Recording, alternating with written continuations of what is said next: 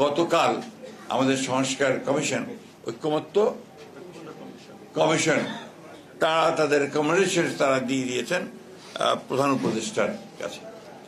প্রধান উপদেষ্টা সই আছে সেখানে, তিনিও এটার চেয়ারম্যান, বোধহয় কো চেয়ারম্যান ছিলেন, এই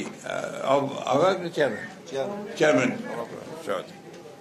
এখন অবাক বিষয়ে আমরা যেটা লক্ষ্য করেছি যে আমরা খুব একেবারে অত্যন্ত পরিষ্কার ভাবে আমরা কিন্তু যে বিষয়গুলোর সঙ্গে আমরা একমত ছিলাম না, আমরা সেখানে নোট অফ ডিসেন্ট দিয়েছিলাম। সেই নোট অফ ডিসেন্ট গুলো লিপিবদ্ধ করার একটা প্রতিশ্রুতি ছিল তাদের, কিন্তু অবাক বিষয়ে আমরা লক্ষ্য করলাম যে কালকে যখন তারা এটা প্রকাশ করলেন সেই বিষয়গুলো নেই।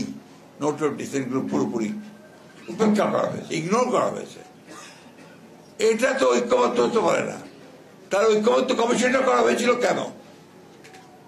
এই ঐক্যমত্য কমিশন, এটা আমি বলবো যে জনগণের সঙ্গে এটা একটা প্রতারণা, রাজনৈতিক দলগুলোর সঙ্গে এটা প্রতারণা, এবং এটা অবিলম্বে এই বিষয়গুলো যদি আপনার একটা ব্যাখ্যা বলেছেন সাকি সাহেব, আমি বলি যে এগুলো আপনার সংশোধন করার প্রয়োজন বলে আমি মনে করি। এবং একটি কথা খুব পরিষ্কার আমরা বলতে চাই, যেটা আমরা এর আগেও বলেছিলাম, যে আমরা মনে করি যে সমস্ত সংকটগুলোর মূলে যে বিষয়টা আছে সেটা হচ্ছে যে সত্যিকার একটা গ্রহণযোগ্য একটা নির্বাচন, এবং সেই নির্বাচনের মধ্য দিয়ে জনগণের যে পার্লামেন্ট তৈরি হবে, সেই পার্লামেন্টে এই সমস্ত যে সংস্কারগুলো হয়েছে তাকে তারা সংবিধানের মধ্যে নিয়ে আসবে এবং সেগুলো সেভাবে দেশ চলবে।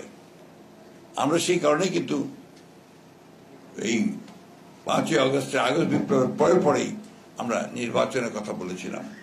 তখন আমাদের কারণে কি বলা হয়েছিল, আমরা ক্ষমতা চাই, সেই জন্য আমরা অতি দ্রুত নির্বাচন চাচ্ছি। আজকে প্রমাণিত হচ্ছে যে এই নির্বাচনটা যত দেরি হচ্ছে তত বেশি সেই শক্তিগুলো শক্তিশালী হচ্ছে, ফ্যাসিবাদী শক্তিশালী হচ্ছে, যারা এখানে একটা এনার্কি তৈরি করতে চায়, এখানে একটা আপনার গণতন্ত্র যেন সত্যিকার অর্থে প্রতিষ্ঠিত হয় সেই ব্যবস্থাটা দেখতে চায়। আজকে সেই জন্যই আজকে আমি বক্তব্য বেশি বাড়াতে চাই না।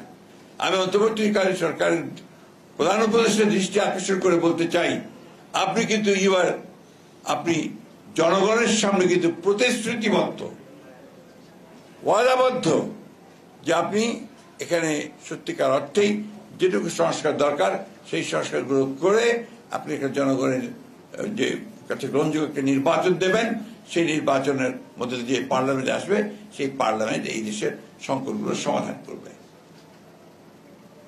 সুতরাং আজকে যদি এর থেকে কোনো ব্যত্যয় ঘটে, এর থেকে বাইরে যদি যান, তার দায় দায়িত্ব সম্পূর্ণ আপনাকেই বহন করতে হবে।